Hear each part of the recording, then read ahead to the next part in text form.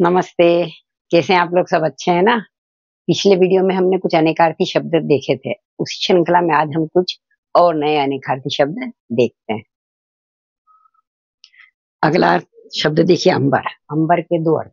पहला अर्थ है आकाश और दूसरा वस्त्र। जैसे अंबर में आजकल तो तारे ही नहीं नजर आते। हम जब छोटे थे ना तो बहुत आकाश तारों से भरा रहता था, गिन भी नहीं सकते। कहते थे आकाश में अनगिनत तारे हैं। परंतु आज जो है अंबर में तारे, पोल्यूशन इतना बढ़ गया है, हमको अंबर में तारे ही बहुत गिने चुने तारे नजर आते हैं, है ना। और दूसरा अर्थ है इसका वस्त्र। वस्त्र मतलब कपड़े जो पहने हैं। जैसे पीतांबर मतलब पीत प्लस अंबर है। पीला अंबर जिसका, किसका है पीला अंबर? विष्णु भगवान का, है ना। तो उनको पीतांबर कहा जाता है। यहाँ अंबर का मतलब वस्त्र से, कपड़ों से है। इस तरह से उत्तर। उत्तर के दो अर्थ क्या हैं? जवाब और दिशा। जैसे कि आपके सारे उत्तर सही हैं, मतलब आपने जितने भी जवाब दिए प्रश्नों के वो सब सही है। और दूसरा दिशा, डायरेक्शन। मतलब हमारे भारत देश के उत्तर दिशा में हिमालय पर्वत है ना। ये यहाँ दिशा है, उत्तर। इसी तरह से कनक। कनक का एक अर्थ है स्वर्ण और दूसरा अर्थ है गेहूं। तो जैसे कनक का तो भाव बहुत बढ़ा हुआ है अभी, स्वर्ण सोने का भाव बहुत बढ़ा हुआ है। दूसरा गेहूं। इस बार कनक की खेती बहुत अच्छी हुई है, मतलब फसल ज्यादा अच्छी हुई गेहूं की। दूसरा अगला शब्द देखिए, कर। कर के दो अर्थ क्या है? हाथ और टैक्स। हम आपसे करबद्ध प्रार्थना करते हैं। करबद्ध मतलब हाथ बांधकर, हाथ जोड़कर आपसे प्रार्थना करते हैं। यहाँ कर का मतलब हाथ। और दूसरा अर्थ है टैक्स। जैसे आयकर भरने का समय बढ़ा दिया गया, उसकी तारीख बढ़ा दी गई है। मतलब इनकम टैक्स अभी और भरने की डेट बढ़ गई है उसकी, ठीक है। यहाँ कर का क्या अर्थ हुआ? टैक्स। आम। आम का एक मतलब है फल और दूसरा मतलब है साधारण। आम फल है, फ्रूट है, ये जो किस लगभग सभी लोगों को पसंद होता है। तो यहाँ आम किस रूप में उपयोग हुआ है? फल के रूप में।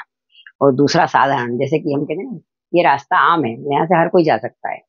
और या फिर यहाँ लिखा रहता है कि ये रास्ता आम लोगों के लिए नहीं है, मतलब साधारण जनता यहाँ से नहीं जा सकती, सिर्फ खास लोग ही जा सकते हैं। तो यहाँ आम का मतलब साधारण। अगला देखिए, फन। फन के दो अर्थ क्या है? हुनर और सांप का फन।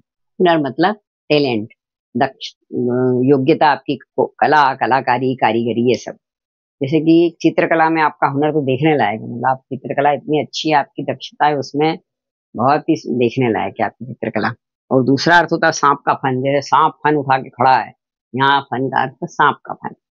अब ये देख रहे प्रकृति। प्रकृति के दो अर्थ, कुदरत और स्वभाव। तो यहाँ से प्रकृति के बहुत सुंदर नजारे देखने को मिलते हैं। मतलब प्रकृति का मतलब यहाँ नेचर, कुदरत, है ना। और दूसरा अर्थ है स्वभाव। वो बहुत ही क्रोधी प्रकृति का व्यक्ति है, मतलब वो बहुत गुस्सा आ जाता है उसको जल्दी। गुस्से वाला व्यक्ति, गुस्से के स्वभाव वाला। तो यहाँ उसका मतलब स्वभाव है। अभी अगले देखिए, पद। पद के दो अर्थ क्या है? पैर और ओहदा। जैसे बड़ों के पद छूने से बहुत अच्छे आशीर्वाद मिलते हैं हमेशा। यहाँ पद का मतलब पैर है, बड़ों के पैर छूना चाहिए। और अगला अर्थ है इसका ओहदा। मतलब उसके पिताजी बहुत बड़े पद पर हैं, मतलब उनकी पोस्ट बहुत ऊंची है, बहुत बड़े ओहदे पे है, बहुत बड़े पोस्ट पे है। यहाँ पद का मतलब ओहदा हो गया, पोस्ट।